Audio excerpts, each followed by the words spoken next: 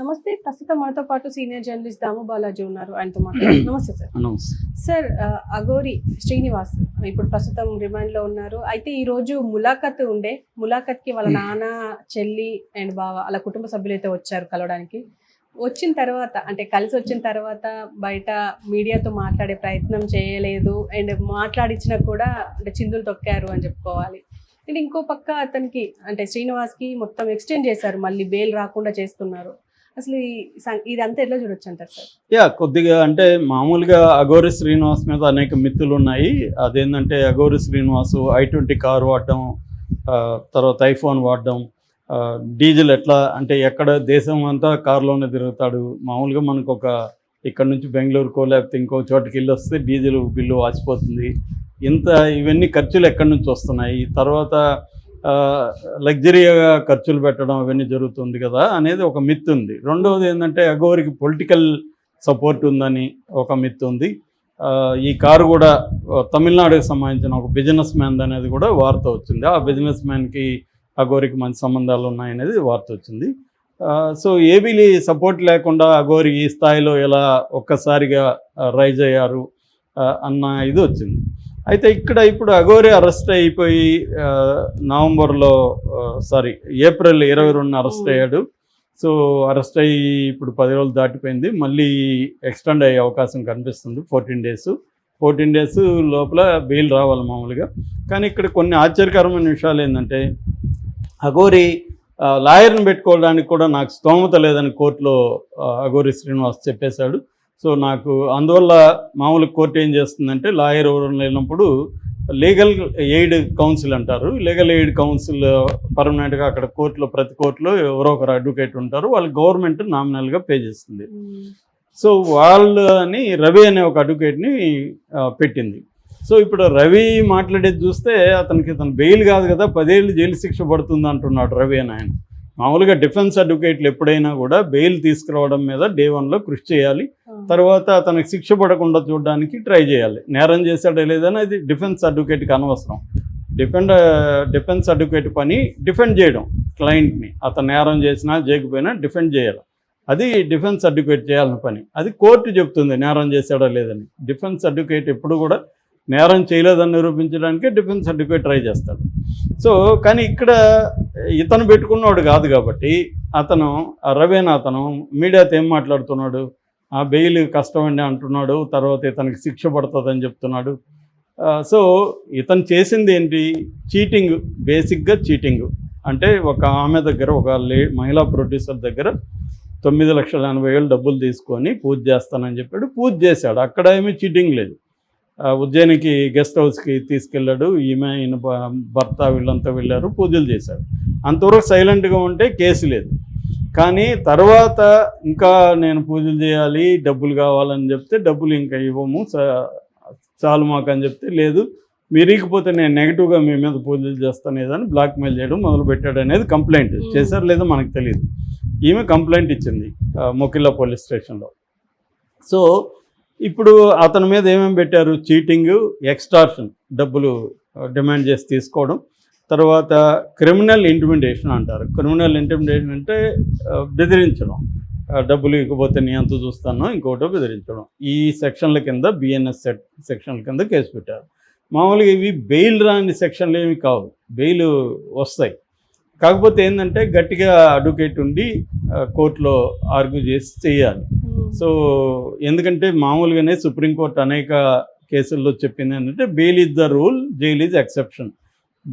Bail అనేది fundamental రైట్లో భాగం కాబట్టి ఆర్టికల్ 21 కింద బెయిల్ ఇవ్వాలని చెప్పింది. సో ఎప్పుడు బెయిల్ ఇవ్వరంటే ఇతను ఏమన్నా జంప్ అవుతాడా, అంటే వేరే విదేశాలకు వెళ్ళిపోతాడా, లేకపోతే సాక్షుల్ని ఏమన్నా బెదిరిస్తాడా, సాక్ష్యాధారం తారుమారు చేస్తాడా అని ప్రూవ్ చేస్తేనే బెయిల్ రాకుండా ఉంటుంది. చాలా కేసుల్లో బెయిల్ వచ్చేస్తాయి మామూలుగా. సో ఇప్పుడు మొన్న మాధవ్ దాడి చేశాడు అక్కడ, గోరంట్ల మాధవ్, ఆయనకి 10 రోజుల లోపల బెయిల్ వచ్చేసింది కదా. సో దాడి చేసిన స్థాయిలోనే బెయిల్ వస్తే ఇది చీటింగ్ కేసు, ఇంకా వేరే ఏం కేసుల్లో ఇతను అరెస్ట్ చేయలేదు కాబట్టి బెయిల్ రావాలి. కానీ ఇతని తరపున ట్రై చేయట్లేదు. ఈ మధ్యలో ఏమైంది, ఒక మంత్రి భార్య ఇతను కాళ్ళు మొక్కిన పాత వీడియో అవన్నీ బయటకు వచ్చింది. సో ఆమె ట్రై చేస్తుందని వార్త వచ్చింది. అందుకని మహిళా కమిషన్ చైర్పర్సన్ నేరళ్ళ శారద కూడా జైలుకి వెళ్ళి ఇతన్ని పరామర్శించింది అని కూడా వార్త వచ్చింది. ఈ నేపథ్యంలో పొలిటీషియన్స్ ట్రై చేస్తున్నారు కాబట్టి బెయిల్ త్వరగా వస్తుంది అనుకున్నాం, కానీ బెయిల్ రాలేదు. ఫైనల్గా చాలాసార్లు ఏమవుతుందంటే మనం సామాజిక ఉద్యమాల్లో ఇంక పనిచేసే చాలామందికి ఇది అలవాటు అనమాట. చూసేటప్పుడేమో అందరు ప్రపంచం అంతా మనతో ఉన్నట్టు ఉంటుంది. వన్స్ అరెస్ట్ అయినాక ఎవరు ఉండరు, ఫ్యామిలీ మాత్రం మిగులుతుంది. చచ్చినట్టు తప్పనిసరిగా ఫ్యామిలీ వాళ్ళే వెళ్తారు తప్ప ఇంకెవరు చూడడానికి కూడా వెళ్ళరు. అట్లా ఇప్పుడు అఘోరి పరిస్థితి చూస్తే మీడియా వాళ్ళు, మీడియాలో ఫ్రెండ్షిప్లు అవన్నీ మనం చూసాం. అఘోరికి ప్రతి ఒక్కరూ చాలామంది యాంకర్స్ చాలా పర్సనల్ రిలేషన్షిప్స్ మెయింటైన్ చేశారు. ఇవాళ ఎవరు అఘోరిని చూడడానికి వెళ్ళాలి. ఫైనల్గా ఎవరు వెళ్ళారు అఘోరికి దగ్గరికి? వాళ్ళ ఫ్యామిలీని, వాళ్ళ నాన్న, వాళ్ళ చెల్లెలు, వాళ్ళ బావ, ముగ్గురు వెళ్ళారు. సో వాళ్ళ ముగ్గురు పరిస్థితి ఏంటి? వాళ్ళు చాలా పేదరికంలో ఉన్నారు, సరైన ఇల్లు కూడా లేదు వాళ్ళకి. ఆ వీడియోలన్నీ కూడా చూసాం. వాళ్ళకి మీడియాతో చక్కగా మాట్లాడే నాలెడ్జ్ కూడా లేదు. సో పైగా అఘోరి తన లగ్జరియస్ లైఫ్ని ఎక్కడెక్కడో గడుపుతుంది, కానీ వాళ్ళకి కనీసం హెల్ప్ అనేది కూడా అఘోరి ఏం చేసినట్టుగా లేదు. ఇప్పుడు వెళ్ళిపోయి ఆ తర్వాత హెల్ప్ లేదు. అంటే అఘోరి నుంచి హెల్ప్ లేకపోగా ఇప్పుడు కొత్త తలనొప్పులు వచ్చాయి వాళ్ళకి. ఒకటి ఏంటంటే వాళ్ళ పేదరికాన్ని, వాళ్ళ దీన్నంతా మీడియా గ్లామరైజ్ చేసి చూపించడం. అఘోరి తల్లితో ఎలా ఉంది, మొన్నప్పుడు నేను ఒక వీడియో చూసా, అఘోరి తల్లి ఏం చెప్పిందో తెలుసా అని ఇట్లా టైటిల్ పెట్టి వాళ్ళ ఇల్లు చూపిస్తున్నాడు. ఆ ఇంట్లో ఆమె నిద్రపోతుంది.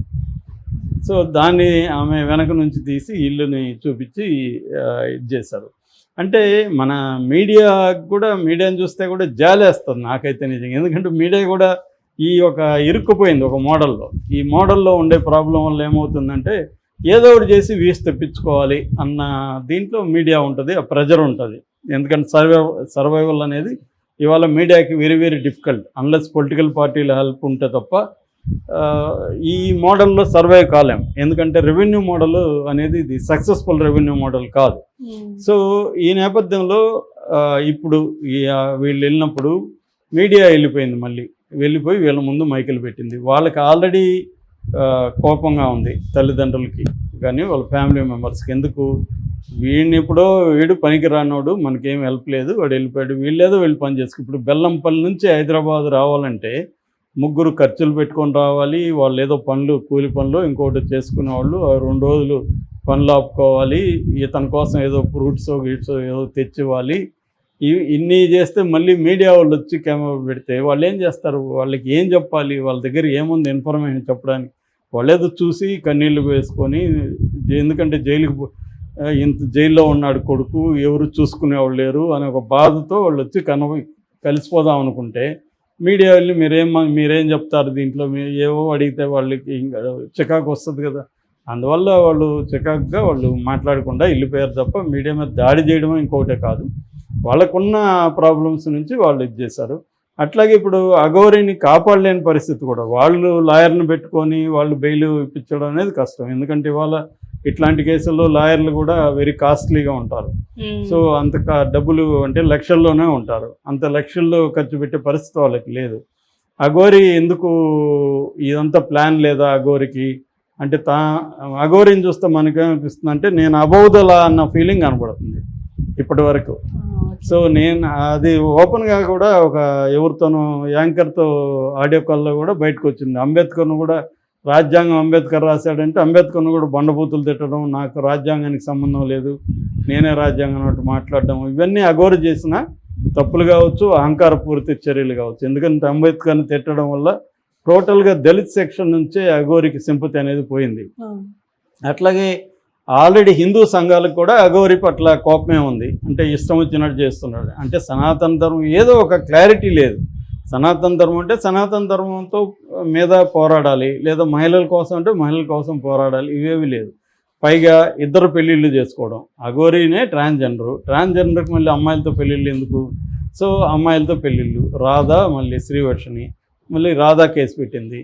ఈ లోపల ట్రాన్స్జెండర్స్ కూడా ఇది ట్రాన్స్జెండర్ కాదు, ఫేక్ ట్రాన్స్జెండరు, కావాలనే ఇతను మగవాడే, ఇతను దీనికోసమే అంగం తీసేసి సర్జరీ చేయించుకున్నాడని ఆమె ఎవరు ఒక ఆమె జోగిని సంధ్య, ఆమె వెళ్ళి సాంబేర్పేటలో కేసు పెట్టింది. ఇటు అఘోరి వాళ్ళు అఖాడా ఉంటుంది. అఘోరీలు అంటే వాళ్ళకి కూడా ఆర్గనైజేషన్స్ ఉంటాయి. దాదాపు 14 సంఘాలతో కూడిన వాళ్ళకి ఫెడరేషన్ లాంటిది ఉంటుంది. అటువంటి అందులో ఒకటి అఖాడా అంటారు దాన్ని. అఘోరి అఖాడా కూడా ఇతను అఘోరి కాదని వాళ్ళు ఇచ్చారు. అంటే ఇతను అఘోరి కాదు, ట్రాన్స్జెండర్ కాదు, సో హిందూ ఇది కాదు, ఎవరికి కాకుండా అయిపోయాడు జైల్లో. ఇప్పుడు చాలామందికి అఘోరిని చూస్తే జాలి కలిగే పరిస్థితిలో ఉంది. ఇంతకుముందు రకరకాల ఫీలింగ్స్ ఉండేవి అఘోరి పట్ల. ఇవాళ అఘోరి జైల్లో ఉన్నారు. అతను స్వయంకృతాపరాధం ప్లస్ మీడియా రోల్ కూడా ఉంది అనేది